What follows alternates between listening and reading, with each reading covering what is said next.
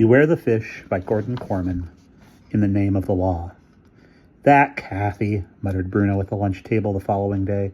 I'd like to string her up by her ears. It was just an accident, Bruno, argued Boots protectively. She didn't mean it. It was also a flaw in my reasoning, admitted Elmer. Because of the tremendous speed of the craft, I should have expanded the range of the controls, he sighed. It was out of range in less than 3 seconds. Still, snapped Bruno, that dippy girl. He was interrupted by a commotion at the entrance of the dining hall. The 3 boys ran to the center of the disturbance. There, surrounded by a crowd of laughing students, marched a large pig. The animal was examining his new surroundings and glaring at the boys reproachfully, as if they were trespassing on his territory. Hot gazoobies! Cried Bruno in delight. We haven't had a guest for lunch since I don't know when. This is our first pig, added Boots. Except for Wilbur, shouted someone. Shut up! Tell him to go away. There's not enough food here for us, let alone him. Maybe he likes spinach. Where did he come from? I don't know. Hey, he's eating my lunch. Just like Wilbur. I said shut up. Do you think we can keep him? Keep whom? Asked a quiet voice from the doorway. A hush fell as Mr. Sturgeon entered the dining hall. His steely gray eyes surveyed the students and finally came to rest on the pig, whose head was now buried deep in one of the garbage cans. May I ask how that creature came to be here?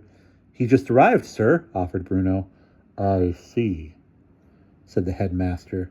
By any chance did anyone here assist his arrival? Nobody answered. The silence was interrupted by the grinding of a truck motor outside. Mr. Sturgeon glanced outdoors to see a truckload of pigs pull up in front of the flagpole. You will all remain here, he ordered, and restrain the movements of that animal. I believe we shall be rid of him in a moment. He went out and motioned to the farmer to drive his truck up to the dining hall. Afternoon, said the farmer. You folks got any of my pigs here? Mr. Sturgeon smiled. We do indeed. Darndest thing I ever saw, said the farmer, getting out of his truck. Woke up this morning and found a car sitting in my pig pen. Big hole in the fence and all the pigs gone. Later, some young fella comes down with a tow truck. They haul the car out of the pen, and this guy gives me some money for the damages. Claims he was forced off the road by a flying bomb with red and green lights. Did you ever hear a story like that? Mr. Sturgeon choked. A flying bomb with red and green lights, he repeated oddly. There seems to be a lot of that going around. First I heard of it, remarked the farmer. Hope my pig didn't do any damage. No, indeed, replied Mr. Sturgeon. He's just in here, and you're quite welcome to him. With the help of the boys at McDonald Hall, the farmer loaded his pig onto the truck with the others and drove off. Mr. Sturgeon stood, watching, scratching his head in utter confusion. Featherstone sat on his bed, turning the UFO over and over in his hands and observing it through a large magnifying glass. There was no doubt that it was some kind of device used by the notorious Fish, for written on the body of it in bold letters were the words M.H. Flying Fish. Although puzzled, Sergeant Featherstone was exhilarated. He had once more ruined the Fish's operation. Unfortunately, he had also ruined his car, his clothing, and his left ankle, which hurt abominably. The war against terrorism obviously had its fortunes, good and bad. M.H. Flying Fish, he puzzled over the letters.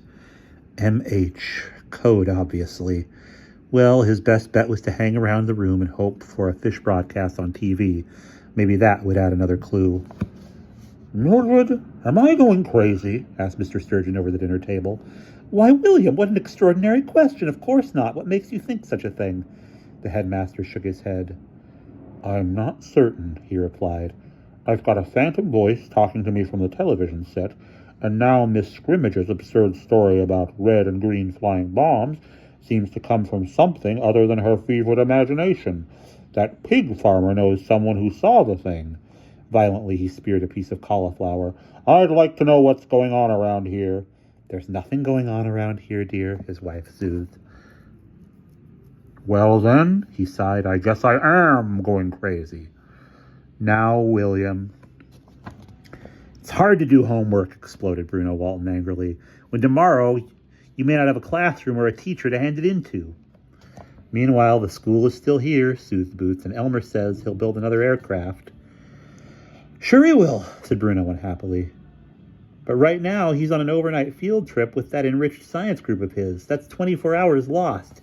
24 hours closer to having the hall bought and paid for by some dippy developer.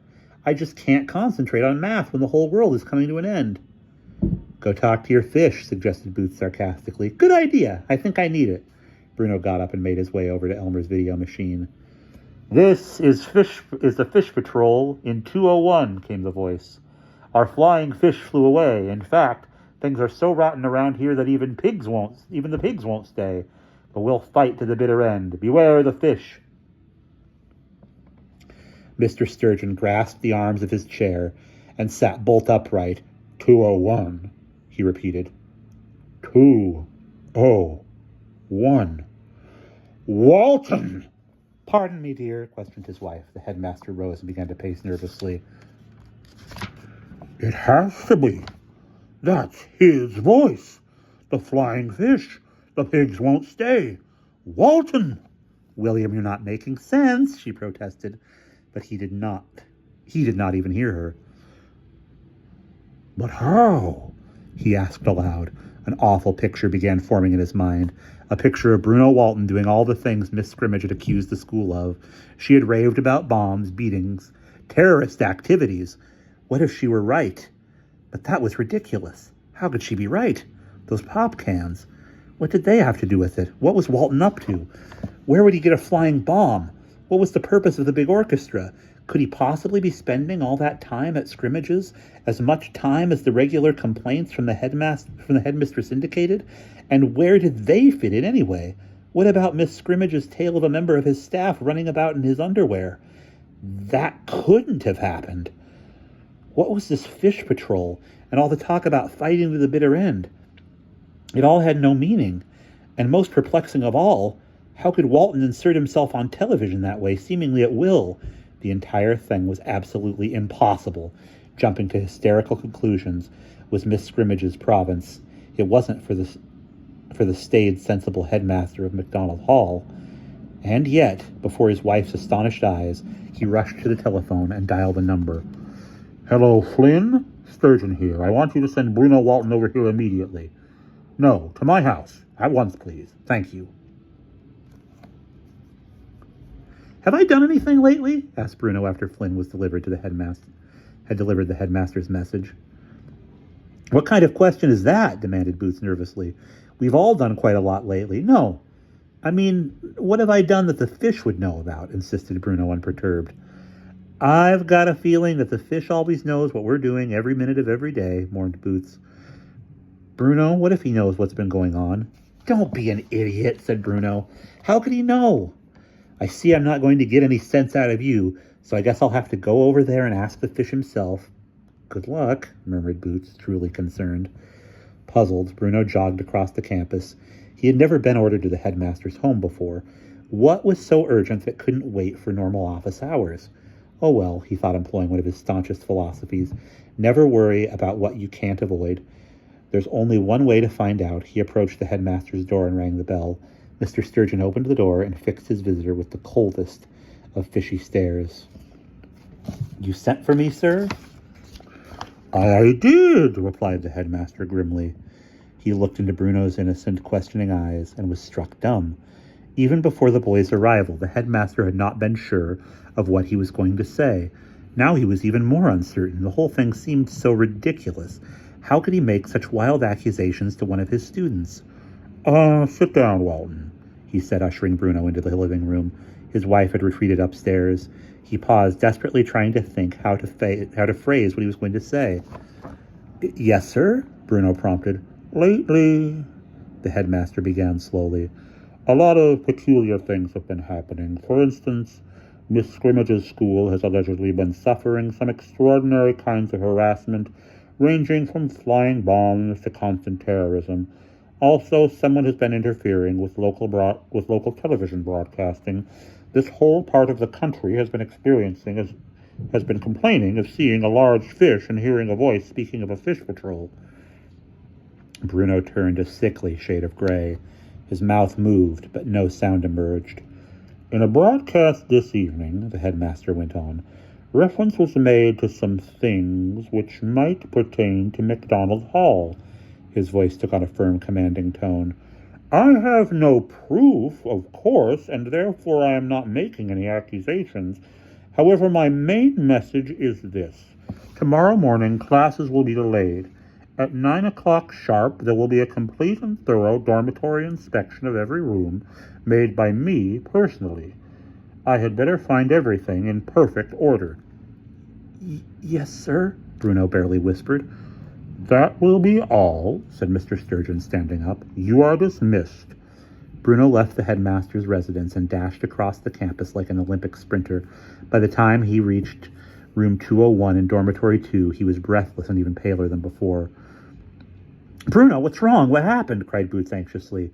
I'm going to kill Elmer Drimsdale, panted Bruno, rushing over to the video machine and ripping out wires at random. Every time I use this miserable tin-plated piece of garbage, I've been on television. That dumb salmon poster and every word I've said. The fish heard it all my fish jokes, everything. Boots collapsed onto his bed. Oh, no! Oh, yes, cried Bruno. This thing has been telecasting to the whole area. Wait till I get my hands on Elmer. The fish knows, moaned Boots. The fish suspects, corrected Bruno, calming down. Tomorrow morning there's going to be a big dorm inspection, and by the time that inspection rolls around, this video machine and all the other junk in this room are going to be gone.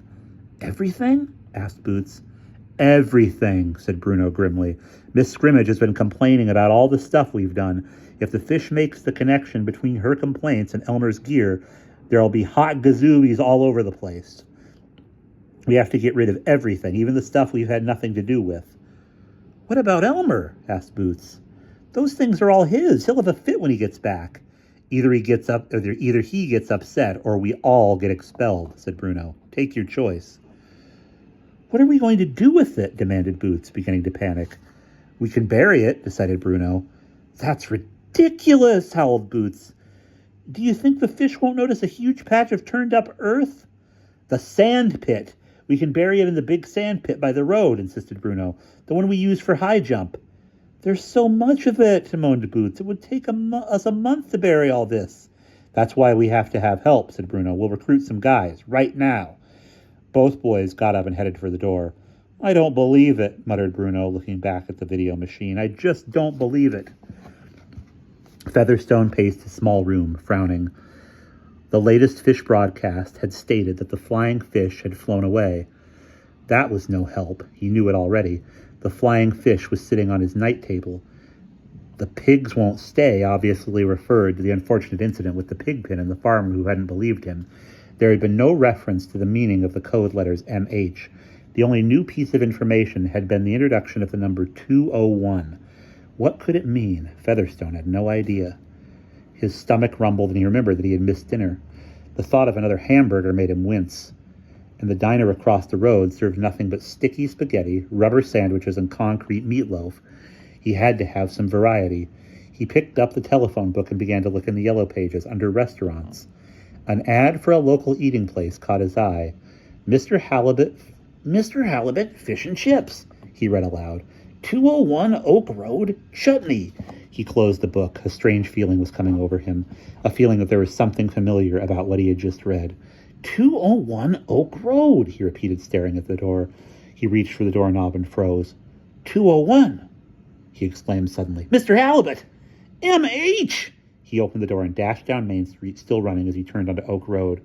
There was Mr. Halibut, with a large neon fish bordered by red and green chaser lights on the sign over the door. Red and green, the same code colors as on the MH flying fish. Yes, he could feel it. This unassuming place must be of great importance to the fish's operations, and there was no mistake. The address was clearly marked as 201 Oak Road. He opened the glass doors, walked in, and stopped in his tracks. Seated at a corner table, his long nose buried in a basket of fish and chips, was the fish himself, the man from room 14. Featherstone's heart began to pound. He had finally done it. finally penetrated the fish's iron curtain. Triumph over the fish was very close now. He could smell victory. His mind began to work furiously. He could not arrest the fish now, or his agents would probably be close at hand. No, he must be a clever fisherman and lure the intended catch out to the local police station at the corner of Oak and Main. Clasping his hands behind his back, Featherstone strolled around the tables, looking around nonchalantly and whistling. His eyes fell on the thin man, and he feigned surprise. "Oh, hi there," he said genuinely. "I've noticed you're staying in the same motel. Do you mind if I join you? My name's Featherstone." The thin man was taken aback, but managed a friendly smile. "Certainly. Sit down, sit down. My name is Hamilton." Featherstone ordered his dinner, and the two men chatted politely while eating. At last, Hamilton stirred his coffee and leaned back in his chair. "Well, I must say that was very good fish." Featherstone was instantly alert. "Fish? Oh, yes, fish. Yes, very good indeed." His eyes narrowed. "I find myself very fond of fish lately." "Me too," replied Hamilton. "Fishing is my hobby." "Oh, fishing," said Featherstone. "Catching fish." "Exactly," agreed Hamilton. The waitress arrived with the 2 checks. "Well, I've certainly enjoyed having some company," said Featherstone heartily. "Why don't we walk along together?" The 2 men paid their bills and strolled out onto the street, heading toward Main. As they neared the intersection, Featherstone pointed to the police station. "Ah," he said, "a police station. I'll tell you what, as long as we're both stuck in this dull town, maybe we ought to go in there and study their street map. Maybe we can find something interesting." Hamilton beamed radiantly. "That's a great idea." "He's taking the bait," thought Featherstone as the 2 men stepped inside the building. "This is it." Once inside, both men suddenly wheeled to face the other and chorused, "I arrest you in the name of the law." There was bewildered silence then. "You can't arrest me," cried Featherstone. "I'm arresting you. You're the fish." "I'm the fish. You're the fish," shouted Hamilton. Featherstone whipped out his identification. "Sergeant Harold P. Featherstone, RCMP, Special Division." Hamilton also produced a badge. "Leon Hamilton, Ontario Provisional Police." "May I help you?" asked the desk sergeant. "Stay out of this," snapped Featherstone. "This is a police matter." He turned to Hamilton. "You assaulted me in the dump." "I haven't been near the dump," Hamilton protested. "You broke into my room." "I had a warrant," shouted Featherstone. You are so the fish. I've got your code book to prove it." "Code book? That's not a code book, you jerk. I only bought it to try and identify the fish on TV." "You forced me off the road," accused Featherstone, "right when the flying bomb was coming down." "I didn't force you off the road," yelled Hamilton. "You drove off. You stopped your car in the middle of the road and I almost hit you." "Well, what about the drive-in?" howled Featherstone. "It was a lousy picture." "You stole my pop can when I went to the snack bar," Featherstone insisted. "No, I didn't." "But you were following me." "Well, of course I was following you," bellowed Hamilton. "You're the fish." "You tried to kill me twice," accused Featherstone. "The way you operate, you're lucky you don't kill yourself," Hamilton scoffed. "All right, you guys," protested the desk sergeant. "You lured me out on a lonely road and had a bomb launched at me." "I don't know any more about that bomb than you do." There was a moment of silence as the 2 men stared at each other in bewildered consternation. Featherstone, his face purple with rage, stood crouched, fists clenched. Hamilton towered over him, his knees bent, ready to spring. Finally, Featherstone gingerly eased himself into a chair and held his head. His first big investigation lay in shambles. He had been so sure. "You're not the fish," he barely whispered. "I've been telling you that," sighed Hamilton, his calm quickly returning. "I thought you were." "Well," said Featherstone very quietly, "I'm not the fish, and you're not the fish." He stood up and punched the wall. "Then who the heck is?" "Now listen, you two," said the desk sergeant. "I don't know who you are or what you're talking about, but if you don't pipe down, I'm going to throw you both in the cooler." "We're police officers," said Hamilton, holding up his badge. Featherstone did likewise. "So am I," said the desk sergeant. "Why don't you sit down and tell me all about it?" Shortly after midnight, Bruno and Boots and 6 other boys began to carry all of Elmer's experiments and devices out of Dormitory 2 to be buried in the large sand pit by the road. Wilbur Hackenschlemmer and Pete Anderson had the hole already dug when they got there. "Dump everything in," ordered Bruno. "Boots, did you bring the salmon poster?" "Yeah," Boots replied, "and the whole stack of them he had in his dresser." "Good," said Bruno. "If the fish ever sees that." Into the hastily dug hole went the video machine apparatus, some of which had to be unbolted from the floor of room 201. Wires and cables followed. The entire contents of Elmer's chemistry lab, including the remnants of his infamous cure for the common cold, went next. Bottles shattered and chemicals spilled out, mixing together and seeping into the sand. On top of that, they dumped the remains of Operation Flying Fish, the remote control console, and the launcher, several assorted pieces of machinery, a few unidentified full beakers and test tubes, and many salmon posters topped the tangled, smelly mess. "That's everything," panted Larry Wilson. "Good," sighed Bruno. "Let's cover it up." Using shovels and hands, the boys heaped sand on top of Elmer's work. "Poor Elmer," muttered Boots. "At least he won't get expelled," Bruno pointed out, "and neither will we." There was a muffled cry, and the sand began shifting. Larry looked around frantically. "Sidney! Cindy, we've buried Sidney!" Madly, the boys dug up and hauled Sidney Rampolsky out of the pit, covered in sand. Sidney eyed the others reproachfully. "You're not careful," Larry raged. "You're just not careful." The boys heaped up the sand once again and headed quickly and quietly back to their rooms. And that's the end of that chapter.